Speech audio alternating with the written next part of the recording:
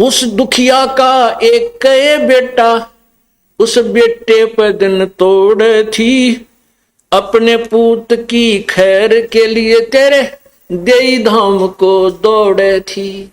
उस दुखिया का एक बेटा, वह बेटे पर दिन तोड़ थी, अपने पूत के खैर के लिए तेरे देवी धाम को दौड़ थी। उसके आगे वो भी खा लिया, कति करी न टाल तूने, सतपुरुष बुला दिया आप जना लिया, कुछ ना सोची काल तने। भला मान चाहे बुरा मान, एक ओछी चाली तन, सतपुरुष बुला दिया आप जना लिया, कुछ ना सोची काल तने। एक तरफ तो कंस बनाया कृष्ण भगवान तू ही, अपना स्वार्थ सिद्ध करने को ये बना दी चारों खान तू ही। एक तरफ तो कंस बनाया कृष्ण भगवान तू ही, अपना स्वार्थ सिद्ध करने को ये बना दी चारों खान तू ही। सतगुरु जी की मेर हुई तब हमने तेरी जान हुई, अच्छी उपासना सारी ये छुट गई, अब बुरे कर्मों से आन हुई। सतगुरु जी की मेर हुई तब हमने तेरी जान हुई, ये अच्छी उपासना सारी ये छुट गई, बुरे कर्मों से आन हुई। राम देवानंद धन मेरे सतगुरु, उधार दिया रामपाल तन, सतपुरुष भुला दिया आप जना लिया, कुछ ना सोची काल तन। भला मान चाहे बुरा मान, एक ओछी चाली चाल तन, सतपुरुष भुला दिया आप जना लिया, कुछ ना सोची काल तन। सत साहिब।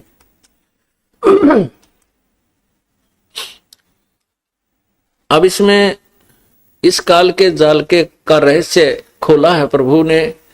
परमात्मा के ज्ञान के आधार से ही ये एक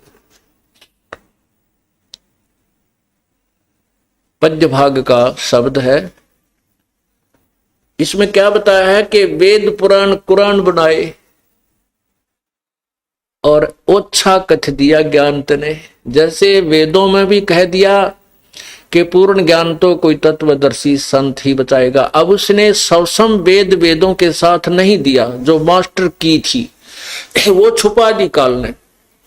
अब मास्टर वो चाबी मिली नहीं, रास्ता मिला नहीं, तो हम खजाने के चारों तरफ चक्कर काटते रहे। वो धन नहीं मिला जिसका संकेत लिखा हुआ था, जिसका संकेत दिया हुआ था। कैसे?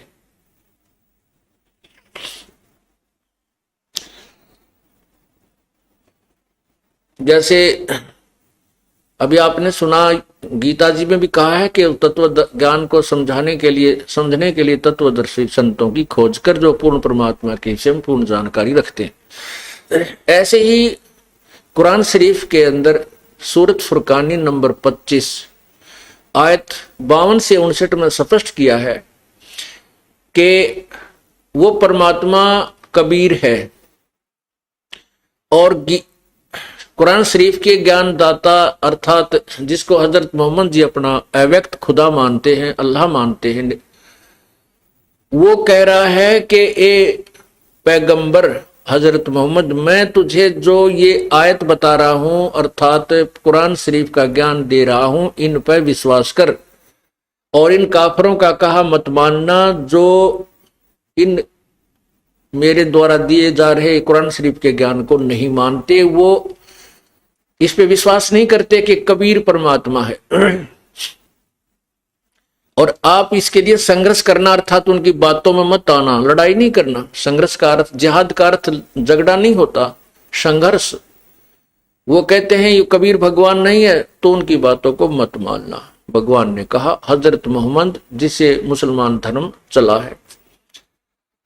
फिर ये भी बताया है कि वो वही परमात्मा है जिसने सभी सृष्टि रची है। 7 दिन में सृष्टि रची, 7वें दिन तख्त पर जा, 6 दिन में सृष्टि रची और 7वें दिन तख्त पर जा बैठा। फिर ये बताया है कि वही कुरान शरीफ के ज्ञान देने वाला अल्लाह कह रहा है, वो ऐबक प्रभु कह रहा है कि उस परमात्मा के विषय में तो किसी बाखबर से पूछ देखो। वो अविनाशी है, वो कभी मरने वाला नहीं है। उसके बारे में किसी बाखबर अर्थात तत्वदर्शी वेल नोन पर्सन जो परमात्मा के विषय में तत्व ज्ञान रखता है उससे पूछिए। इससे सिद्ध होगा कि कुरान शरीफ का ज्ञान भी इनकम्प्लीट, वेदों का ज्ञान भी इनकम्प्लीट, गीता जी का ज्ञान भी इनकम्प्लीट, अधूरा, ओछा है। इसके साथ साथ इसने अपने आप को प्रभु सिद्ध कर लिया। ऋषि मुनियों को साधना में दर्शन देता है, कभी विष्णु रूप में, किसी को शिव रूप में। जब समाधि लगाते हैं तो उसके अंदर जब ये ध्यान में जाते हैं तो इनको किसी को शिव रूप में, किसी को विष्णु रूप में दर्शन देता है, किसी को ब्रह्मा रूप में। तो फिर कोई विष्णु जी का आश्रित हो गया, कोई शिव जी का आश्रित हो गया, और आखिर में फिर इनका डंडोरा पीटना शुरू कर दिया कि यही भगवान है, सर्वशक्तिमान है, ये हमने साधना में देखे, इनके चित्र बनाए। ये तस्वीर जो आपके पास विद्यमान है, ये ब्रह्मा विष्णु महेश की तस्वीरें हैं, और इन्हीं ऐसा ही स्वरूप वो काल भी बनाता है। इनकी भिन्नता जब आती है जब ये ब्रह्मा विष्णु महेश केवल 4 भुजा ही बना धारण कर सकते हैं और काल 1000 तक भुजाएं अपनी विस्तार कर सकता है। इस प्रकार इस ज्ञान को सुनना। क्या बताया कि वेद पुराण और कुरान बना के ओछा कथ दिया ज्ञान तने, और सब संवेद का भेद छुपा के गलती करी महानत ने। अब सब संवेद इसने गुप्त कर दिया, उसी का प्रचार करने के लिए परमात्मा को स्वयं आना पड़ता है।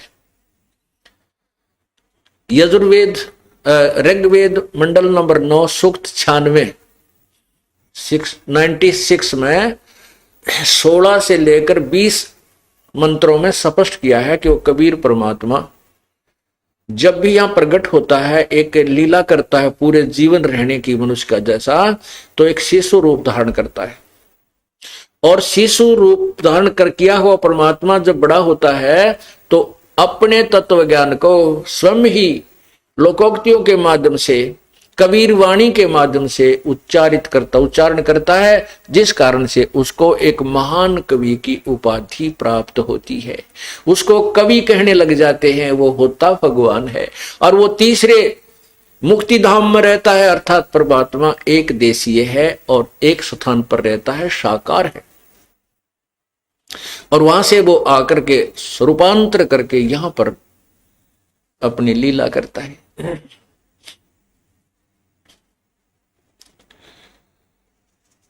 अब तीसरा धाम कौन सा है? एक धाम ये काल का लोक 21 ब्रह्मांड, और दूसरा स्थान धाम परब्रह्म के साथ संग ब्रह्मांड, और तीसरा धाम सत्यलोक है, जहां पर यह परमात्मा कबीर परमेश्वर अपने यथार्थ रूप में विद्यमान है। फिर इसके ऊपर परमात्मा, यही परमात्मा कबीर देव ही अन्य 3 रूप और धारण करता है, और उन्हीं नाना रूपों में स्वयं ही विद्यमान है। अगमलोक, फिर अलखलोक, नेक्स्ट अलखलोक, फिर अगमलोक, और फिर अकैलोक अर्थात अनामी लोक, वहां पर भी प्रभु 3 रूपों में अलग से विद्यमान है। तो फिर वो चौथा लोक कहाँ है? इसी मंडल के 9 के ऋग्वेद मंडल नंबर 9 सूक्त 96 के मंत्र 20 में स्पष्ट किया है कि वो परमात्मा ऊपर एक सफेद गुम्बज के अंदर विराजमान है, और वो चौथे मुक्ति धाम में रहता है। सतलोक से आगे चौथा जो मुक्ति धाम है वो फिर अलखलोक, अगमलोक और चौथा अकैलोक, तो वहां भी वही रहता है जहां से सब सृष्टि का उत्थान हुआ है, जहां से उत्पत्ति हुई है, उसी परमात्मा ने की है। वेदों और कतेबों को पढ़कर ऋषियों और इन काजियों ने, मुल्लाओं ने जो निष्कर्ष निकाला वो बताया कि भगवान निराकार है, क्योंकि ये इनको समझ नहीं सके। जैसे पवित्र बाइबल में लिखा है कि परमात्मा ने, पूर्ण ब्रह्म ने 6 दिन में सृष्टि रची, 7वें दिन वो ऊपर तख्त पर जा बैठा। तो जा बैठना तो साकार ही होगा, निराकार तो हो ही नहीं सकता। निराकार का तो कोई आकार ही नहीं होता, वो तो फिर सर्वव्यापक है, तो फिर उसको सब जगह ही कहिए, एक स्थान पर नहीं रह सकता। तो वो साकार वास्तव में साकार है, मनुष्य सदृश्य है। पवित्र बाइबल में यह भी स्पष्ट किया है कि प्रभु ने मनुष्य को अपने ही स्वरूप अनुसार बनाया है। इससे सिद्ध हुआ कि परमात्मा साकार है, मनुष्य सदृश है। और उसी का प्रमाण हजरत मोहम्मद जी को कुरान शरीफ में बताया गया कि वो परमात्मा जिसने 6 दिन में सृष्टि रची, 7वें दिन तख्त पर जा बैठा। तो यहां क्या बताते हैं कि ऋषि मुनि वेद कतेबों को पढ़कर तो निराकार बता रहे, और साकार कहें पुराण तने, पुराणों में साकार प्रभु की महिमा गाई गई है, विष्णु जी की, शिव जी की, ये भगवान है, ये सर्वशक्तिमान है, ये ऐसे कर देते हैं, वैसे कर देते हैं।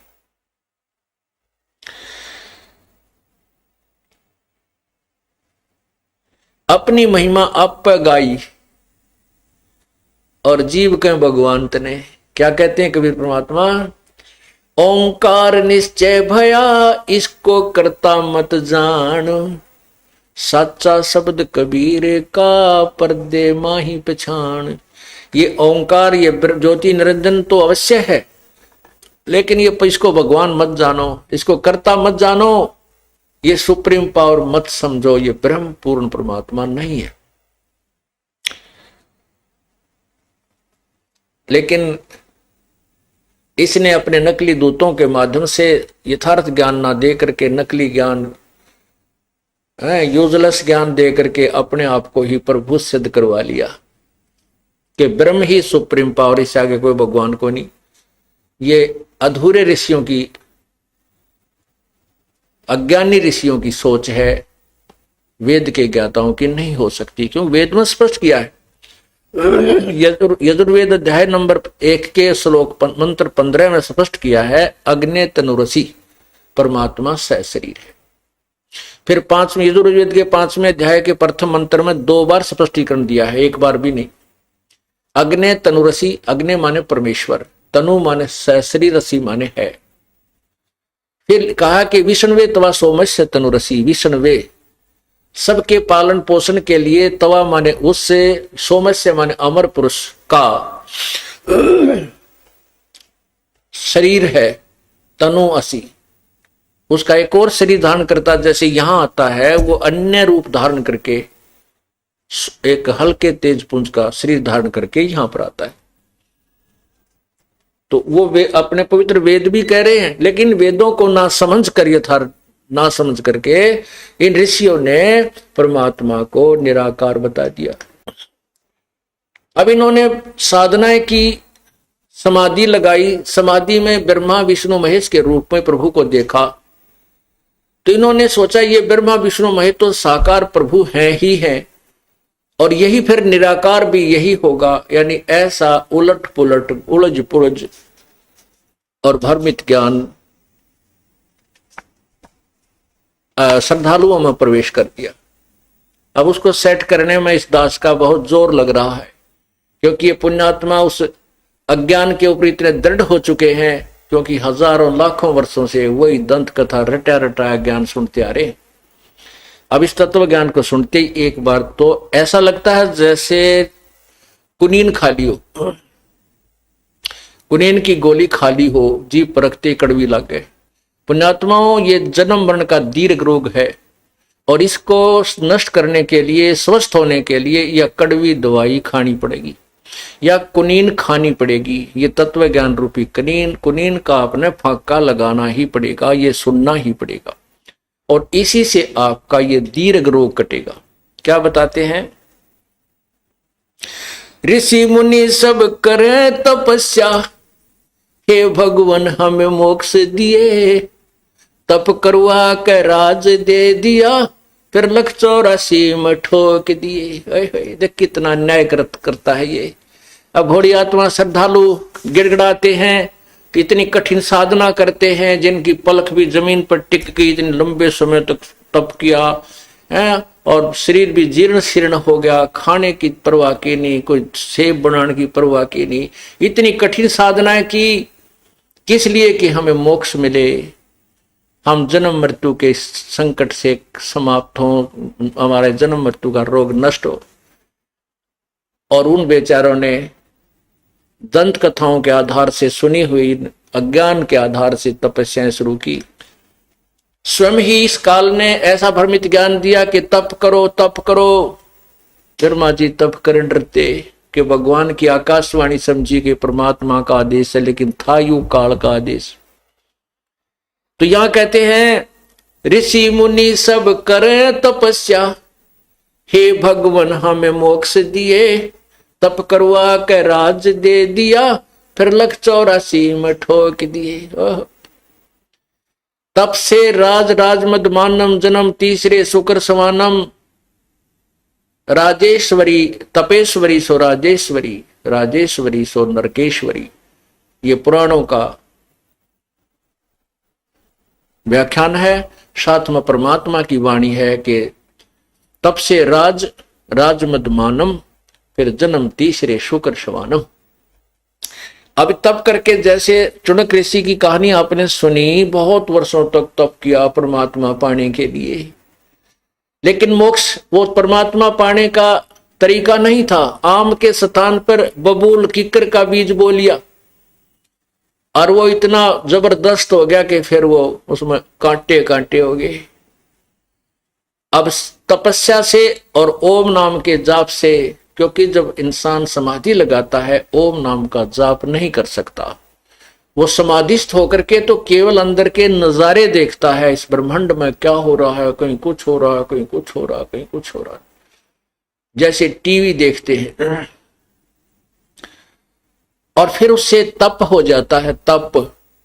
तप का नियम है कि अगले जन्म में उसको राज्य देता है, तप से राज्य मिलता है, और उस राज्य में नरी बकवाद करता है ये राजा। ओए होए, सारी कुबद कुमावे है, थोड़ा बहुत पुण्य कभी सूत बैठ जाएगा, दिवर पुण्य भी कर देता है, लेकिन पाप घना करता, अभिमान बन जाता है, दूसरे की ना नहीं सुन सकता, ना जाने कितने प्राणियों को की हिंसा भी कर डालता है, पीड़ाएं भी देता है, ना जाने कितने कुक्रम इकट्ठे कर देता है।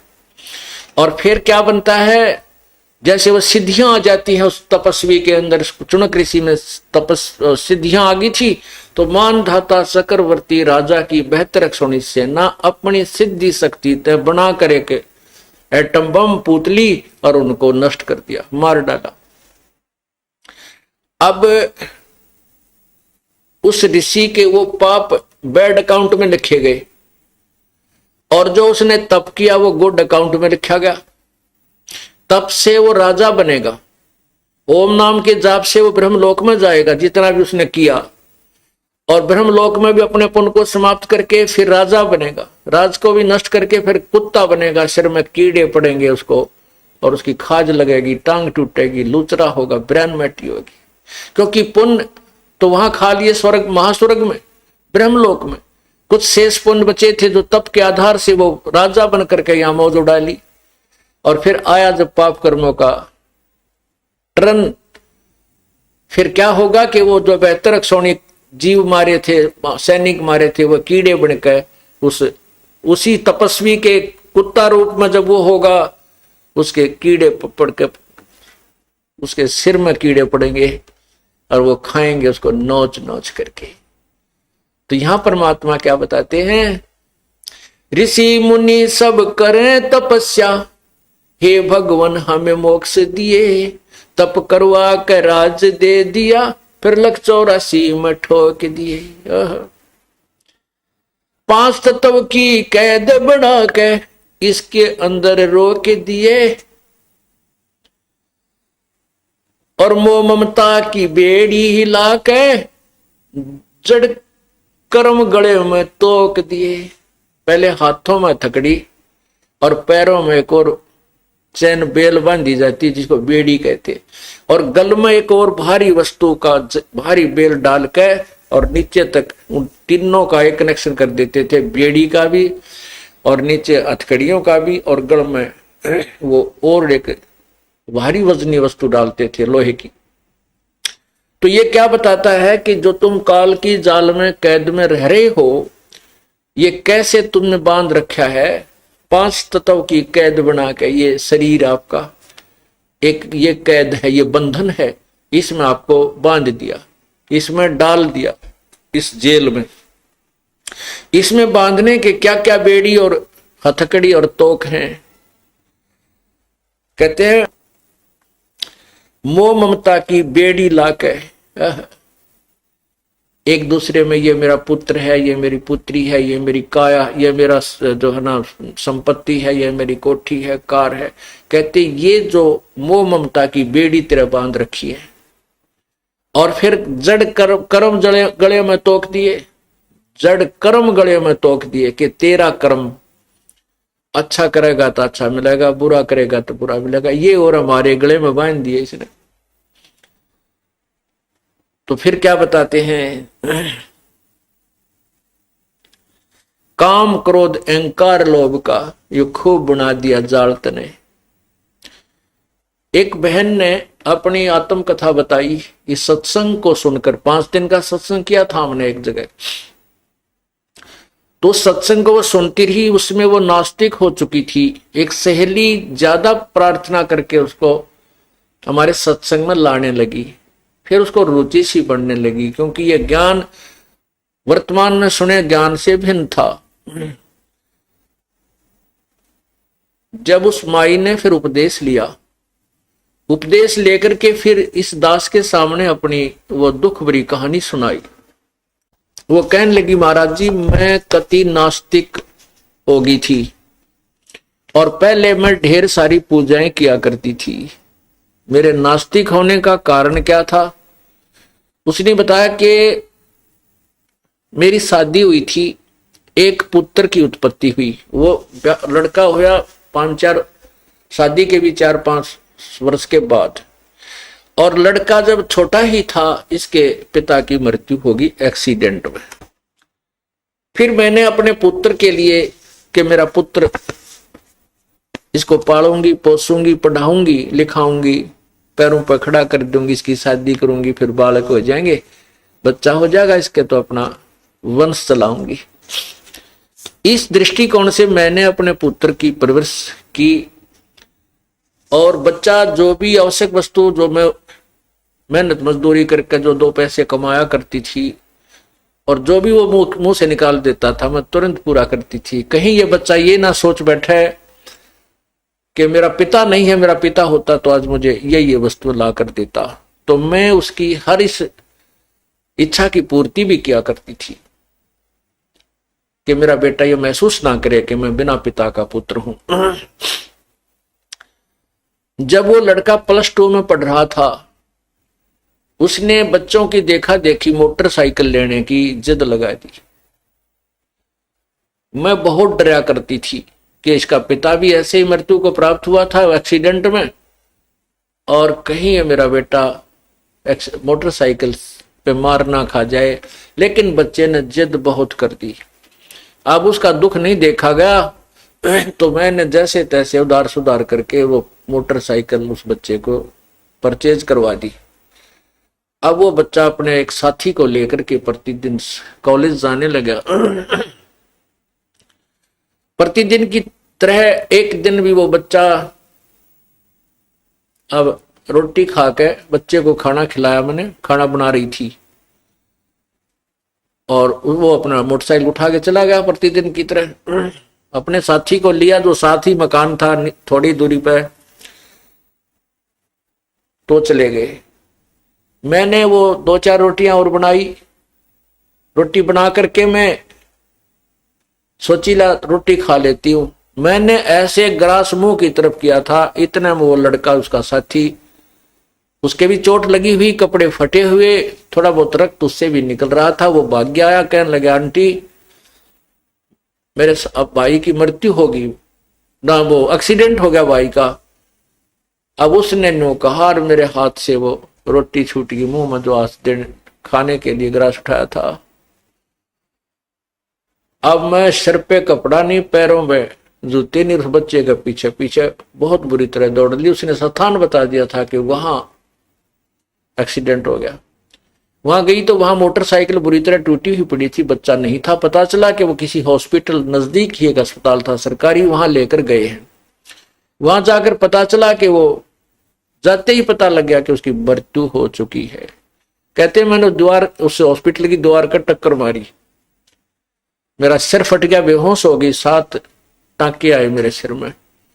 उसके बाद रो रो का बुरा हाल हो गया। और जितनी भी पूजाएं मैं किया करती थी, ठाक है मैंने कुर्डियां पे फेंक दियो, देवताओं की मूर्ति मारती, और वो पितरों की जितने भी पूजाएं मैं करती थी, क्योंकि मैं ढेर सारी पूजाएं करती थी, मैंने कोई स्थान नहीं छोड़ा। जिसने भी जो बता दिया कि वहां भी जाइए, वहां भी जाइए, सारे सब पूजाएं मैं करती थी, देवी देवताओं की, ब्रह्मा विष्णु जी की, शिव जी की, हनुमान जी की, संतोषी माता की, शेराणी माता की, बाबा श्याम जी की, यानी जो भी, हरिदास जी की, गरीबदास जी की, यानी जहां भी जिसने मुझे नियर बाई बताया, मैं उड़े जाया करती कि हे भगवान मेरे बच्चे की लंबी आयु देना। परमात्मा कहते हैं है कि जो खावे ताको, जो बख्शक ताको विश्वासा, और जो रक्षक उसते ये फिरे उदासा। जो इनको खाता है, जो भक्षक है, उसको तो ये भगवान मान रहे हैं काल को तो, और जो रक्षक है कबीर परमात्मा, उस तो उदास फिरते हैं, कहते ना तू भगवान नहीं। भगवान तो यही है, ब्रह्म है, और ब्रह्मा विष्णु महेश ही प्रभु हैं। क्या कहते हैं परमात्मा,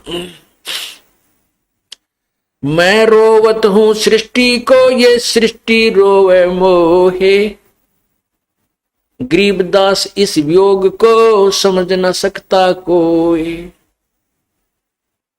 गरीबदास जी महाराज कबीर परमात्मा के विषय में बता रहे हैं। गरीबदास जी को कबीर परमेश्वर ने यह ज्ञान बताया, उसका आगे वो वर्णन कर रहे हैं कि कबीर परमात्मा ये कहते हैं कि मैं तो अपनी प्यारी आत्माओं को रोता फिरता हूं कि तुम मेरे बच्चे हो, मेरी आत्मा हो, तुम मेरे पास आ जाओ, तुम मेरे ज्ञान को ग्रहण करो, मैं तुम्हें अपने सतलोक में ले चलूंगा। और ये मुझे कहते हैं नहीं तू भगवान नहीं है, और मुझे ही ढूंढ रहे हैं, मेरे लिए रो रहे हैं, हे पूर्ण परमात्मा, हे सर्व सुखदाई, हे हमारे दुखों को दूर करने वाले, हे प्रभु हमारे, हमें दर्शन दे, हमारे दुख कष्टों को निवारण कर। ये मुझे ढूंढ रहे हैं और मैं इनको ढूंढ रहा हूं। हमारे बीच में जो अज्ञान का ये पर्दा, ये भीत द्वार खड़ी कर दी, ये टूटे बिना बात नहीं बन सकती। मैं रोवत हूं सृष्टि को, ये सृष्टि रोवे मोहे। और गरीबदास जी कहते हैं, कबीर भगवान नो कह रहे हैं, हमारे इस वियोग को, हमारे इस बिछड़े हुओं को कोई नहीं समझ पा रहा। हम एक दूसरे से बिछड़े हुए हैं, ये मेरे से दूर हो गए। अब इनका मुंह काल ने मेरे से विपरीत कर दिया, उल्टा ज्ञान इनके हृदय में ठोक ठोक कर भर दिया, ये भगवान को नहीं समझ पा रहे।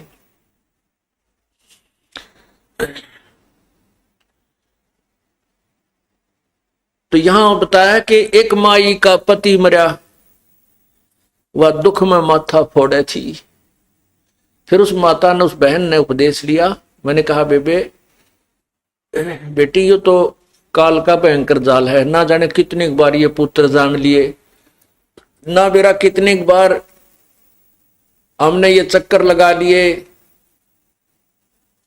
और एक बात और विशेष समझ लेना कि परमात्मा की तेरे ऊपर एक विशेष कृपा हुई है। देखो पुत्र चलो जीवित भी रह जाता तो तय इस काल के जाल तो नहीं निकल सकती थी। वो तो जो होना था हो लिया, काल का जो विधान था उसने अपना पूरा कर दिया। अब ये सर्वस्व समाप्त करके भी और तुझे ये मार्ग मिल गया तो समझ लेना तेरा कुछ भी नहीं बिगड़ा है। तेरे ऊपर एक विशेष उपकार है परमात्मा का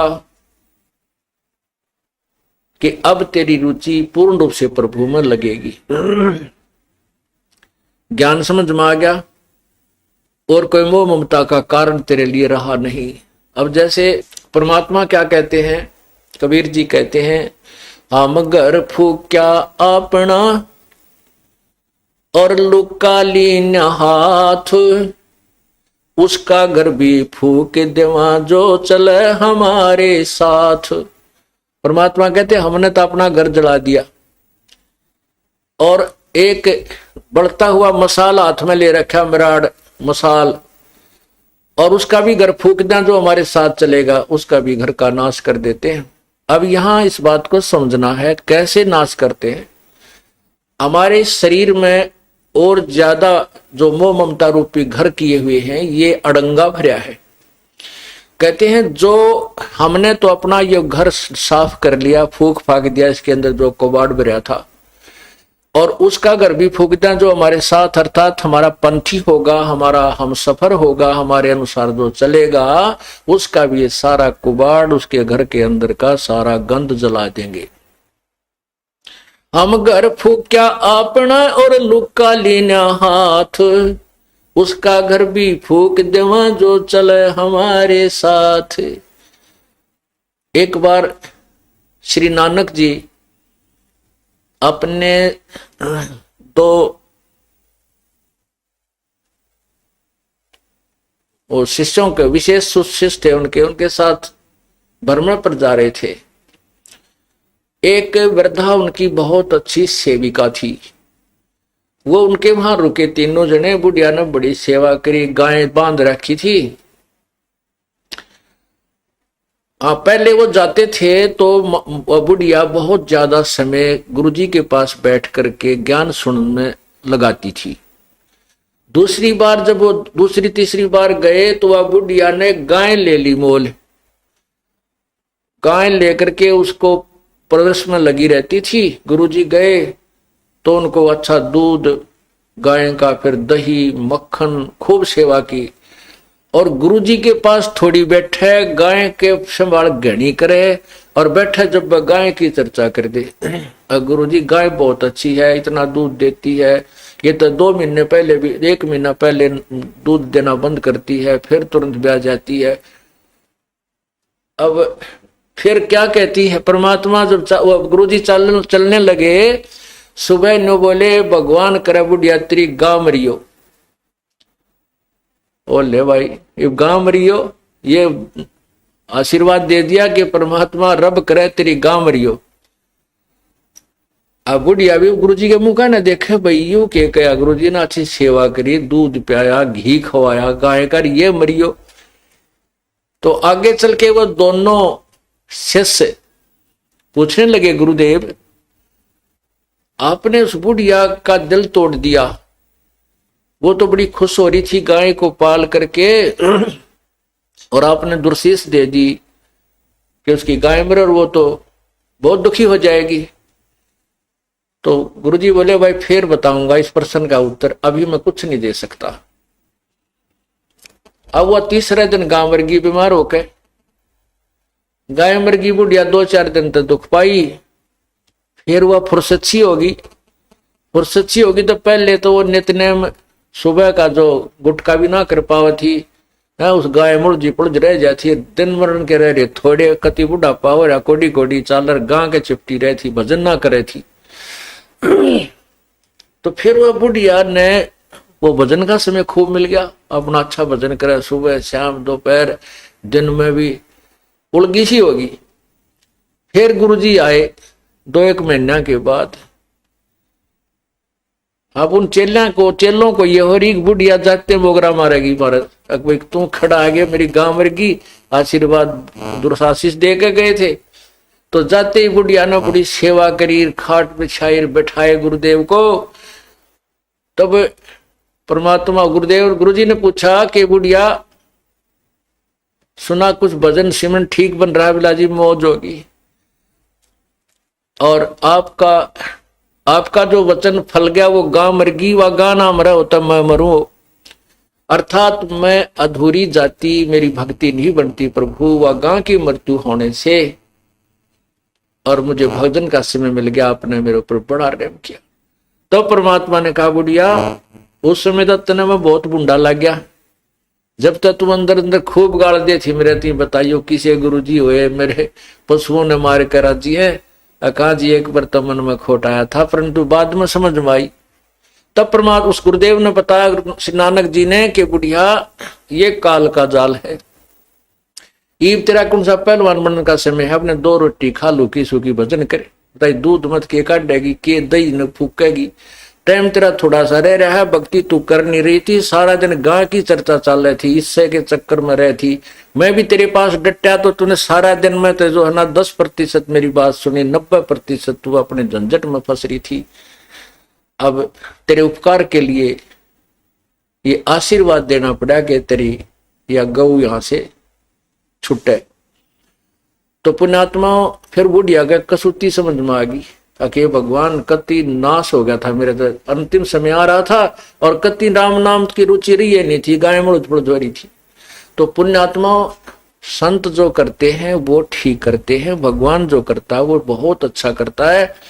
उसके लिए क्या बताते हैं कि कोट जन्म तन भर मत होगे, कुछ ना हाथ लगा रे, कुकर सुकर खरबा बोरे कौआ हंस बगारे, कोटि जन्म तू राजा की न मिटी न मन की आशा, और भिक्षक होकर दर दर घूम लिया, ये मिला ना निर्गुण रासा। इंद्र कुबेर इसकी पदवी ब्रह्मा वरुण धर्मराया, और विष्णुनाथ के लोक को जाके फिर भी उल्टा आया। अब उस माई का यह बात समझ में आई तो वो घनी खुश होगी, नो बोली बेटा तक गया सो यू तो दुख भुला नहीं जाता, लेकिन अब काम सीधा मिल गया मुझे। अपनी भक्ति करी बुढ़िया ने खूब डट के, और कहते हैं वहां उसके दूसरे पड़ोसी बता रहे थे कि शाम के समय एक पैर नीचे बुढ़िया का, एक पैर ऊपर, और नो कड़लाएं जैसे नो की नो सुबह बैठी पाई मरी पाई, आराम से गई, यानी इतना सुंदर मौत हुई पता भी नहीं चला।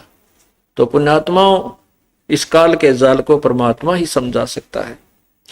कहते एक तरफ तो कंस बनाया कृष्ण भगवान तू ही, अपना स्वार्थ सिद्ध करने को बना दी चारों खान तू ही। अब देखो काल का कितना जबरदस्त जाल है। एक तरफ तो कंस राक्षस पैदा कर दिया दुर्बुद्धि, और उसने उसके द्वारा फिर अपनी ही बहन को यातनाएं दिलवाई। आकाशवाणी खुद कर दी काल ने कि तेरी मृत्यु तेरी ही बहन की 8वीं संतान से होगी, तेरे मारने वाला तेरी बहन की कोख से उत्पन्न होगा। बताइया कि 8 लाग रही थी तो होना था वो हो जाता। ये क्यों बोली आकाशवाणी? किसने बोली? इस काल ने बोली। ये सारे कुक्रम खुद करवाता है, जीव को दोषी बनवा देता है और फिर सजा देता है। अब कंस को कौन ज्ञान समझावे? कंस एक तरफ तो उस आकाशवाणी को सत्य मान रहा है कि जो उसमें कहा वो सत्य है कि तेरी मृत्यु तेरे ही बहन की 7वीं यानी कोख से उत्पन्न हुई संतान से होगी। अब पुण्यात्माओं जब उसको कोई विद्वान गुरु मिलता तो उसको कहता कंस जब इस आकाशवाणी को तो शुद्ध मान रहा है तो इसको फेल कैसे कर देगा? अब तू अपनी सूझबूझ से भगवान के आदेश को कैसे चेंज कर सकता है? या तो होगी तो होगी, तू और पाप इकट्ठे मत कर। अब इतनी दुर्बुद्धि होगी थी उसकी कि उसने अपने आप भगवान से भी बड़ा बनने की चेष्टा की। एक तरफ तो आकाशवाणी को सत्य मान रहा है कि तेरी मृत्यु होगी, ऐसे ही होगी, और फिर उसको निष्क्रिय करने के लिए अपनी बकवाद शुरू की। अपने बहनोई और बहन को कैद में डाल दिया, उत्पन्न होने वाली संतान को बेरहमी से मार डाला, और फिर आकाशवाणी हुई कि तेरे मारने वाला जन्म ले चुका है, आसपास के नवजात शिशु मरवा डाले। ओए कति जो 5-7 वर्ष तक के थे उनको सबको मार डाला, कत्लेआम करवा दिया उस पाप आत्मा ने, और बचा फिर भी कोई ना। और वहां फिर क्या कहते हैं कि एक तरफ तो कंस बना कृष्ण भगवान तो ही, और फिर विष्णु को रिमोट कर दिया, विष्णु को वहां उत्पन्न कर दिया, और विष्णु ने फिर उसको कंस को मार दिया। अब कंस के मार देने से, क्योंकि वह इतना अत्याचार कर रहा था, लोग इतने भयभीत हो रहे थे, और कंस के मार देने से, श्री कृष्ण द्वारा मर जाने से सबने बड़ी खुशी जताई। तो श्री कृष्ण जी की महिमा बना दी, भगवान ने पढ़ा है तो भाई भगवान ने पढ़ाई, उन दुखियों ने तो भगवान दिखाई दिया। अब इस प्रकार उस काल ने ये जाल चल के चाल इस श्री कृष्ण जी और उर्फ विष्णु जी अपने पुत्र की महिमा बनवा दी। अब ये भोड़ी आत्मा उसी गुण ने गा गा के, उसी कथाओं को रिपीट कर करके, और श्री कृष्ण अर्थात विष्णु जी सतोगुण भगवान की साधना पर आश्रित कर दिए काल भगवान ने। जबकि वेद कहते हैं कि तीनों गुणों की पूजा ये मूर्ख लोग करते हैं। गीता जी अध्याय नंबर 7 के श्लोक 12 से 15 में स्पष्ट किया है। गीता जी का ज्ञान वेदों का ज्ञान है, और इसमें थोड़ी सी खिचड़ी काल ने अपने भी पका रखी है। जो युद्ध करवाने के लिए ऊट पटांग अपनी तरफ से भर दिया, कहा है कि तू युद्ध कर, तुझे कोई पाप नहीं लगेंगे। दूसरे अध्याय के 37वें श्लोक में कहता है कि अर्जुन तेरे दोनों हाथों में लड्डू है, यदि युद्ध में यदि तो कहते हैं कि लाभ हानि को भूल के और निस्वार्थ भाव से युद्ध कर तो मुझको ही प्राप्त होगा, विजय को प्राप्त होगा। और 38वें श्लोक में कहता है कि मर गया तो तू स्वर्ग जाएगा और युद्ध में, और जीवित रहा तो पृथ्वी का राज भोगेगा। तुरंत ही लाभ हानि भी बता रहा है, और एक तरफ से कहता लाभ हानि को भूल कर तो युद्ध कर ले। या जो बीच में खिचड़ी उल्टी सुल्टी पकाई है, ये काल के अपने कुछ मिक्स्ड हैं, दोगले शब्द हैं। अर्जुन ने कहा कि भगवान तेरी दोगली बातें मुझे अच्छी नहीं लगती, एक तरफा ज्ञान बता जो मेरे हित में हो, ये स्पष्ट किया। तो वेदों का जो ज्ञान है वो वेदों से मिलता है गीता जी में, और उसके थोड़ा सा भिन्न है वो काल का अपना लोक वेद है। जैसे तपो तपो कर वाक्य सुनाया, लोक रचो बल बेरी माया, बीच में आकाशवाणी करता है, कंस को आकाशवाणी कर दी। ये सारी काल की खिचड़ी है। ये एक तरफ तो कंस बना दिया, उसको ऐसे पाप करवा दिए खुद ही, और एक तरफ अपना अंश भेज दिया, विष्णु भेज दिया श्री कृष्ण रूप में, वो कंस मरवा दिया, और सारे प्राणी उस कंस के ऊपर आश्रित, विष्णु उर्फ कृष्ण जी पर आश्रित हो गए, उसको भगवान मानने लगे। तो वो बुद्धि हमारी ऐसी दृढ़ कर दी काल ने। तो यहां क्या बताते हैं, एक तरफ तो कंस बनाया कृष्ण भगवान ने तू ही, अपना स्वार्थ सिद्ध करने को ये बना दी चारों खान तू ही। सतगुरु जी की मेर हुई तब अमन तेरी जान हुई, राम देवानंद ओछी उपासना सारी ये छुटगी, इन बुरे कर्मों से आन हुई। राम देवानंद धन मेरे सतगुरु, उधार दिया रामपाल तन, सतपुरुष भुला दिया आप जना लिया, कुछ ना सोची काल तन। अब क्या बताते हैं कि परमात्मा सतगुरु कबीर परमेश्वर के तत्व ज्ञान और गुरुदेव की कृपा हुई तो हमने तेरे जानकारी हुई कि तू काल है, और ये क्या झंझट है, ये कैसे जाल तूने फैला रखा है। इस प्रकार हमारी ओछी उपासना, आन उपासना, वो सब हमने त्याग दी, वापस छूट गई। अपने आप रुचि ही नहीं रही इन अन्य पूजाओं के करने में, और बुरे कर्मों से आन हुई। है बुरे कर्मों से परहेज हो गया, आन होगी, हमें उनकी कसम होगी हम बुरे काम नहीं करेंगे, क्योंकि हमें पता लग गया कि बुरे कर्म करेंगे तो उनका भोग भी भोगना होगा। और परमात्मा गुरुदेव की रजा से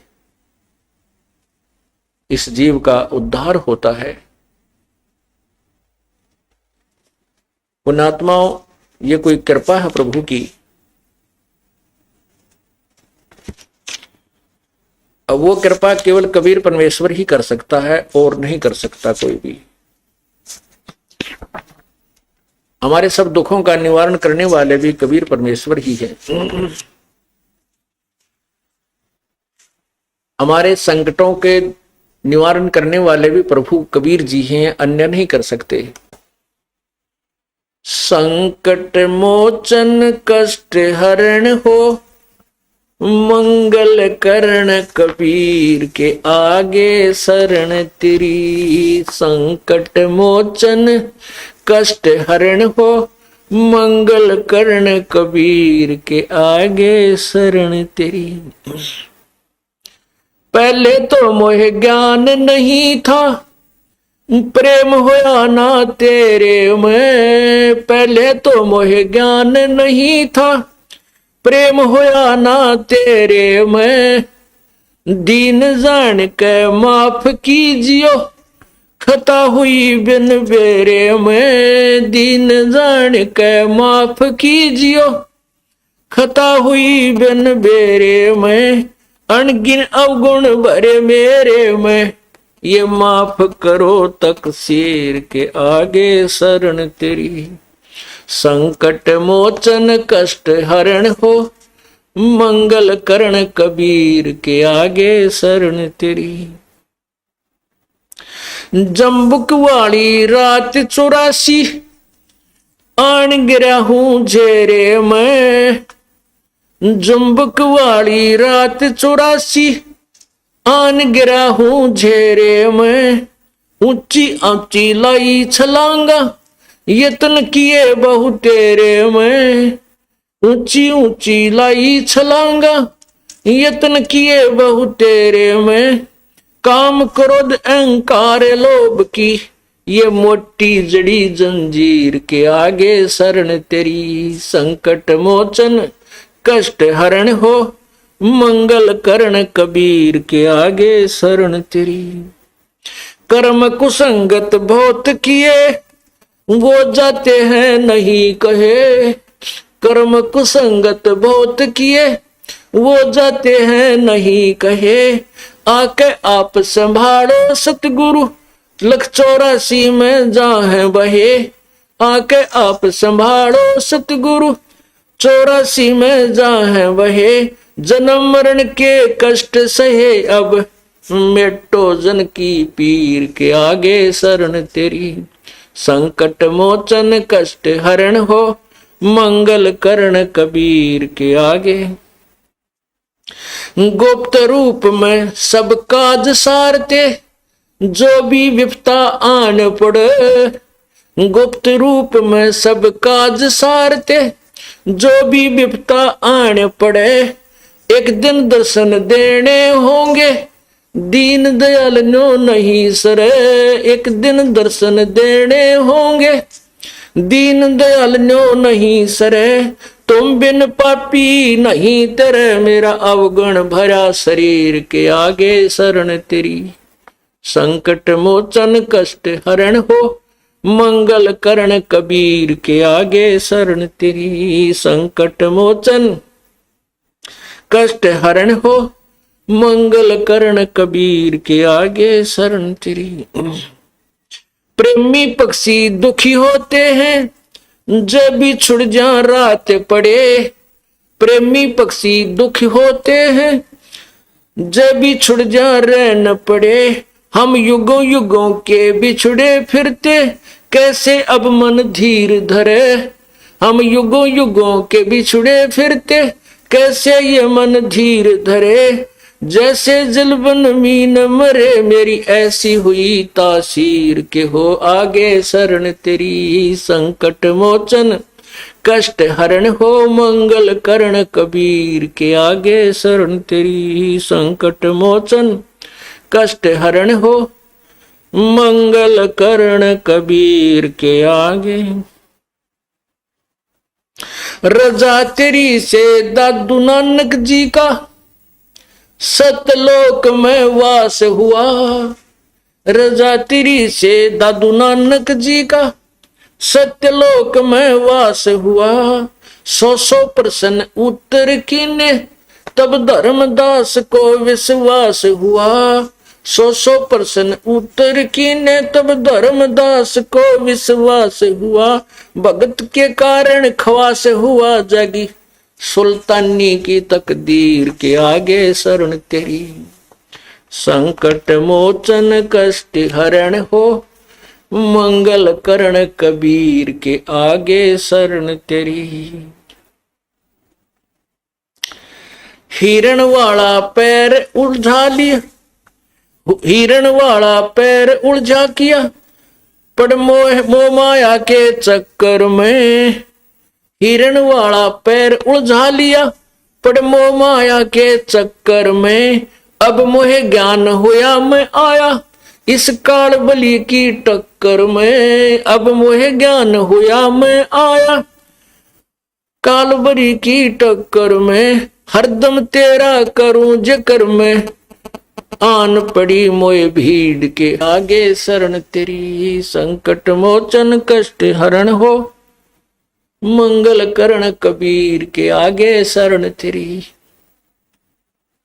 पावचनों के लालच में ये बंदर वाली मूठ गही, पावचनों के लालच में ये बंदर वाली मूठ गही। मूठ खुले ना जान बचे ना, हे साहेब या कौन हुई। मूठ खुले ना जान बचे ना, हे साहेब ये कौन हुई। रामपाल सतगुरु शरण लई खाई, शब्द दूध की खीर के आगे शरण तेरी। संकट मोचन कष्ट हरण हो, मंगल करण कबीर के आगे शरण तेरी। आइए अब हम उन श्रद्धालुओं के अनुभव जानते हैं जो जगत गुरु तत्वदर्शी संत रामपाल जी महाराज जी से दीक्षा प्राप्त कर चुके हैं तथा उनके द्वारा बताए गए भक्ति मार्ग पर चल रहे हैं। बहन जी नमस्कार। सिद्ध साहब। बहन जी क्या नाम है आपका? मनीषा दासी। कहाँ से आए आप? मैं फरीदाबाद से आई हूँ। संत रामपाल जी महाराज से नाम दीक्षा कब लिया आपने? मैंने 16 जुलाई 2011 में नाम लिया। संत रामपाल जी महाराज से नाम दीक्षा लेने के बाद आपको क्या लाभ मिले? वैसे तो मैं पहले भी अपना एक इंटरव्यू दे चुकी हूँ जिसमें अब मैंने कुछ लाभ मैं बता चुकी हूँ, लेकिन मैं अब और भी कुछ जो मेरे साथ और भी ज़्यादा लाभ हुए उनके बारे में कुछ बताना चाहती हूँ। सबसे पहले मैं ये बताना चाहूँगी कि परमात्मा की भक्ति संत रामपाल जी महाराज जी द्वारा दी गई कबीर परमात्मा की भक्ति करने से पहले मैं दुर्गा जी को अपना इष्ट मानती थी और मैं बचपन से ही उनकी भक्ति करती थी। और जब मैं बहुत छोटी थी तो नवरात्रों के व्रत रखती थी और छोटे से लेके बड़े होने तक मैं बहुत ज़्यादा भक्ति करती थी। जो भी दुर्गा जी के बारे में जहाँ भी सुनती थी जिस तरीके से उस तरीके से भक्ति करने लग जाती थी। और जब मैं 11th क्लास में थी तो उस वक्त मेरी मम्मी जिनके द्वारा मुझे दुर्गा जी की भक्ति का ज्ञान हुआ था, मेरी मम्मी बहुत ज़्यादा भक्ति करती थी दुर्गा जी की और उन्हीं से मुझे पता चला था। उन्हीं के साथ साथ मैं भी उनकी भक्ति में लग गई थी। तो मेरी मम्मी जब मैं 11th क्लास में थी अचानक से उन्हें कुछ प्रॉब्लम हुई, वो बीमार पड़ने लगी, उनके सर में दर्द रहने लगा और उन्हें खांसी उठती थी, बहुत ज़्यादा होती थी, जिस कारण से वो बहुत बीमार हो गई। लगभग 2 साल तक मेरी मम्मी इतना बीमार हुई कि वो पागल जैसी हो गई। आप ये कह सकते हो कि वो बिल्कुल पागल हो चुकी थी और वो ये कहती थी मैं ही देवी हूँ, मैं ही सब कुछ करूँगी। और मैं समझ नहीं पाती थी, मैं बहुत रोती थी कि मम्मी ने तो इतनी भक्ति की, अपनी सारी ज़िंदगी भक्ति में निकाली है और मैं भी करती हूँ। मैं हमेशा देवी से ये प्रार्थना करती थी कि ऐसा क्यों हो रहा है जब हमारे घर में हम सब भक्ति करते हैं, हमारे घर में कोई नशे नहीं करता, कोई गलत काम नहीं करता, मेरे पापा भाई सब ही भक्ति में लगे हुए थे, मेरे घर में कोई भी मांस मदिरा कुछ नहीं होता था, ऐसे कोई काम नहीं होते थे। उसके बावजूद भी मेरे घर में इतनी बड़ी समस्या, मम्मी की बीमारी के पीछे पापा ने बहुत पैसा भी लगाया, डॉक्टरी इलाज भी कराया, लेकिन कहीं से कोई आराम नहीं मिल रहा था और मम्मी का फाइनली जो दिमागी संतुलन था वो बिगड़ ही गया। वो ठीक नहीं हो पाई, वो चीज़ें उनके अंदर नहीं आ पाई। और फिर उसके बाद पापा ने इधर उधर संतों के पास, कहीं कोई बता देता था, तांत्रिक के पास ले जाना भी शुरू किया और मम्मी को जो जैसे बताता था वो काम करती थी। कभी गंगा जी पे ले जाते थे, कभी कहीं ले जाते थे, कभी किसी तांत्रिक के पास जाके उनको झाड़ फूँक करवाते थे, लेकिन किसी से कोई असर नहीं पड़ता था और फिर वो धीरे धीरे थोड़ी बहुत ठीक अपने आप ही हो गई थी। उसके बाद मेरी शादी हो गई थी और मेरी शादी के बाद मेरी मम्मी ने मेरी दीदी के ससुराल वालों के ज़रिए से परमात्मा संत रामपाल जी महाराज से नाम उपदेश लिया था और उन्होंने मेरे भगत जी को, मेरे हस्बैंड को बताया था कि आप भी नाम उपदेश लो, ये सच्चा दरबार है, यहाँ पर आकर सब ठीक हो जाते हैं। मेरी मम्मी भी ठीक हो गई थी जो पहले पूरी तरह से ठीक नहीं थी और संत रामपाल जी महाराज जी से दीक्षा लेने के बाद मेरी मम्मी पूरी तरह से ठीक हो गई थी और वो बहुत अच्छे से बात करने लग गई थी। वो पहले अच्छे से बात नहीं करती थी हम लोगों से। उसके बाद फिर उन्होंने मुझे बताया, मैं घर गई हुई थी अपने मायके, तो मैंने मम्मी के साथ गई संत रामपाल जी महाराज जी के आश्रम में। मुझे ज्ञान के बारे में कुछ समझ में नहीं आया, क्योंकि मुझे अपनी वही पुरानी भक्ति पे विश्वास था। और मैं शादी के बाद बहुत बीमार भी रहने लगी थी। हर महीने में मुझे ग्लूकोज चढ़ता ही चढ़ता था। इतनी ज़्यादा बीमार रहती थी कि महीने के एंड आते आते मुझे हमेशा बेड रेस्ट पे मैं आ जाती थी और मुझे 3-4 दिन तक ग्लूकोज लगातार चढ़ता था। यहाँ तक कि मेरे ससुराल वाले बहुत परेशान हो गए थे और आस पड़ोस के लोग भी मुझे देखने आते थे और कहते थे ये तो आप रोगिन को उठा के ले आए हो। तो मुझे बहुत दुख होता था और सब ये भी कहते थे कि ये इतनी भक्ति करती है, हमेशा भक्ति करती रहती है, फिर भी बीमार रहती है। तो मैं खुद भी अपने आप से भी परेशान थी और मेरे ससुराल में आर्थिक स्थिति भी बहुत ख़राब थी। और जैसा कि मेरे हस्बैंड जो है, मेरे भगत जी जो हैं, वो भी जहाँ भी जॉब करने जाते थे उनकी जॉब लगती थी और वो 1-2 दिन में ही जॉब छोड़ देते थे। मैं बहुत परेशान रहती थी। इस चलते मैं अपने घर चली गई थी और मम्मी के साथ फिर आश्रम में गई थी। मम्मी के कहने पर संत रामपाल जी महाराज के आश्रम में, वहाँ जाकर मुझे अच्छा लगा, शांति मिली, मैं सब कुछ भूल गई। मैं 2-3 दिन आश्रम में रही। मुझे ऐसा फील हुआ वहाँ 2-3 दिन में कि जितनी मेरी परेशानियाँ हैं वो सब मेरे दिमाग से निकल गई। मैं पहले बहुत बीमार थी। जिस दिन मैं गई फर्स्ट डे तो मैं उठी नहीं थी। सत्संग भी हुआ था लेकिन मैंने सत्संग सुना नहीं, मैं सोती रही। दूसरे दिन मम्मी ने गुरुजी से आदेश लेके मुझे वहाँ से प्रसाद दिया। और हालांकि प्रसाद अनुपदेशी को नहीं दिया जाता था, लेकिन मुझे वहाँ पर प्रसाद मम्मी ने खिलाया गुरुजी से आदेश लेके। तो मैं उस प्रसाद से इतना ठीक हो गई कि मैं अपने आप उठकर भंडारे में गई और मैंने सेवा भी करवाई और भंडारा भी लिया और फिर मैं ठीक हो गई। मैंने घर आके अपने भगत जी से कहा कि उस आश्रम में बहुत अच्छा है और मुझे अच्छा लगा। मुझे ज्ञान तो नहीं समझ में आया, मुझे नहीं पता वो गुरुजी क्या बता रहे थे, लेकिन मुझे इतना पता है कि वहाँ पे जाके मेरी सारी टेंशन दूर हो गई, मेरी बीमारी भी दूर हो गई थी। और फिर मैं घर आके फिर दोबारा से बीमार रहने लगी। फिर उसके बाद मेरी मम्मी ने फिर मेरे हस्बैंड को, मेरे भगत जी को बोला कि आप नाम उपदेश ले लो, वहाँ पे जाके सब ठीक हो जाएगा, आपके घर की स्थिति भी ठीक हो जाएगी। फिर मेरे भगत जी और मैं, मेरे भगत जी को कुछ समझ में तो नहीं आ रहा था, लेकिन वो सिर्फ मम्मी के कहने पर, उनका मान रखने के लिए वो चले गए थे। लेकिन वहाँ जाकर उन्हें बहुत कुछ देखने को मिला, अच्छा लगा। तो उन्होंने कहा हम यहाँ पर नाम लेंगे। और मुझे ऐसा लग रहा था घर जाकर सब लोग डांटेंगे कि आप क्या लेके आ गए हो, देवी देवताओं को छोड़ दिया है। तो भी मैंने कहा नहीं, हम करेंगे। मैंने भगत जी से कहा कि अब जो होगा आपको संभालना है घर पे। तो उन्होंने कहा ठीक है, देखा जाएगा जो होगा। फिर उसके बाद हमने नाम लिया और हम घर गए। घर पे काफ़ी झगड़ा हुआ, बोला भी कि क्या लेके आ गए हो, पैर नहीं छूते हो, कैसे गुरुजी बनाए हैं। हर कोई हर बात पर यही बोलता था कि कैसे गुरुजी बनाए हैं, क्या तुम्हारे गुरुजी ये बोलते हैं पैर नहीं छूने चाहिए, बड़ों को सम्मान नहीं। हम समझाते थे तो कोई हमारी बात सुनता नहीं था, कोई ये नहीं देखता था हमने बुराइयां छोड़ दी हैं। जैसे मेरे हस्बैंड पहले ड्रिंक कर लेते थे, ये सारी चीज़ें छोड़ दी थी और भी नशीली चीज़ें लेते थे और किसी को गाली नहीं देते हैं, किसी के साथ बुरा नहीं करते, हर किसी के साथ अच्छे से बात करते हैं, क्योंकि वो पहले हमेशा गुस्से में ही रहते थे, किसी से सही से बात भी नहीं करते थे। तो ये सारी चीज़ें, इन सारे बदलाव को कोई ध्यान ही नहीं देता था, जो कि बहुत ज़रूरी थे देने, और सब हमें गलत बोलते थे। तो मैं फिर आश्रम जाती थी तो गुरुजी से हमेशा प्रार्थना करती थी कि गुरुजी मेरे परिवार पर भी मेहर करो, क्योंकि वो लोग समझ नहीं रहे हैं। तो परमात्मा कहते थे बेटा भक्ति करो, परमात्मा सुनेगा। तो फिर ऐसा ही हुआ। 1 साल बाद मेरे एक ननद है जिनकी शादी हो गई थी। उन्होंने घर आकर, उनकी बेटी थी छोटी, उनके ससुराल में थोड़ी प्रॉब्लम थी उन्हें, तो उन्होंने कहा कि मुझे अच्छा लगता है आपका ये ज्ञान, मैं नाम लूँगी। उन्होंने नाम लिया। फिर धीरे धीरे मेरे घर के सभी सदस्यों ने, मेरी छोटी ननद ने, मेरे ससुर जी ने और फिर मेरी सासू माँ ने, मतलब सभी लोगों ने नाम ले लिया। और फिर हमारा परिवार, जो कि बिल्कुल एक ऐसा लगता था उस घर में मुझे कि जैसे रावण की लंका थी कि रावण की लंका में एक अकेला विभीषण था जो पता नहीं कैसे जीता था। मैं ये सोचती थी, जबकि मैं पहले शादी से पहले ग्रंथों को भी पढ़ती थी और मुझे उतने अच्छे से कुछ समझ में नहीं आता था। तो मैं अपने आप को उस परिवार में ऐसा ही फील करती थी कि यहाँ सब नॉनवेज खाने वाले, कोई सुनता नहीं है, कोई सब उल्टे सीधे काम करते हैं। और मैं ये सोचती थी ये लोग ऐसा करते हैं, इसीलिए मैं बीमार रहती हूँ। तो इसीलिए फिर उसके बाद हमारा परिवार बहुत सुखमय परिवार बन गया और पूरी फैमिली बहुत अच्छे और प्यार से रहने लगी। और आज हम लोग बहुत अच्छे, ऐसा लगता है कि एक देव घर में मैं रहती हूँ। और सभी लोग परमात्मा की भक्ति करते हैं, संत रामपाल जी महाराज की दी हुई, और हम सभी सुखी रहते हैं। बहन जी, भगत समाज को क्या संदेश देना चाहेंगी? मैं सभी से ये प्रार्थना करना चाहूँगी क्योंकि इस संसार में हर जीव को भगवान की ज़रूरत है। हर कोई जब लास्ट होता है ना, कोई कितने भी, हर कोई कहता है, मैं एक स्कूल में पढ़ाती हूँ, टीचर हूँ, और मेरे जितने भी कलीग्स हैं वो सब कहते हैं ये लाइफ मज़े करने के लिए है और अपनी फैमिली चलाओ, इसी से फुर्सत नहीं मिलती है, फैमिली को देखें, ये देखें, वो देखें, कि भक्ति करें, अब इसमें अभी लगने का मौका नहीं है, अभी तो बुढ़ापे में करेंगे। तो अगर परमात्मा बताते हैं अगर अगला सांस ही नहीं ले पाए, यहाँ तो किसी की ज़िंदगी का पता नहीं है, और आप लोग बाद का सोचते हैं कि बाद में भक्ति करेंगे, बाद की तो किसी की पता नहीं।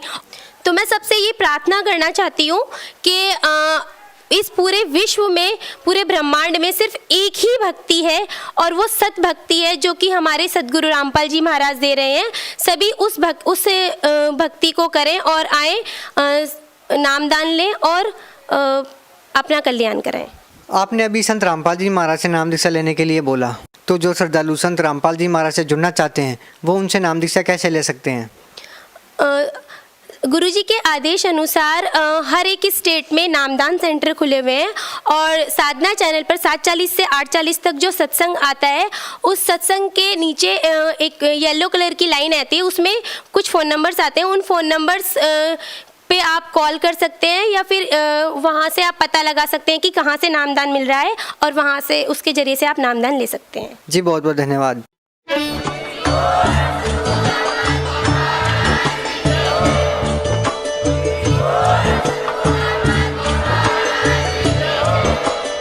आप सुन रहे थे जगत गुरु तत्वदर्शी संत रामपाल जी महाराज जी के मंगल प्रवचन। अधिक जानकारी के लिए विजिट कीजिए हमारी वेबसाइट www.jagatgururampalji.org। संत रामपाल जी महाराज जी के शुभ आशीर्वाद से पूरे विश्व भर में 500 से भी ज्यादा नाम दीक्षा केंद्र हैं, जिन पर संत रामपाल जी महाराज जी द्वारा ऑनलाइन निशुल्क नाम दीक्षा दी जा रही है। अपने नजदीकी नाम दीक्षा केंद्र का पता करने के लिए संपर्क करें 8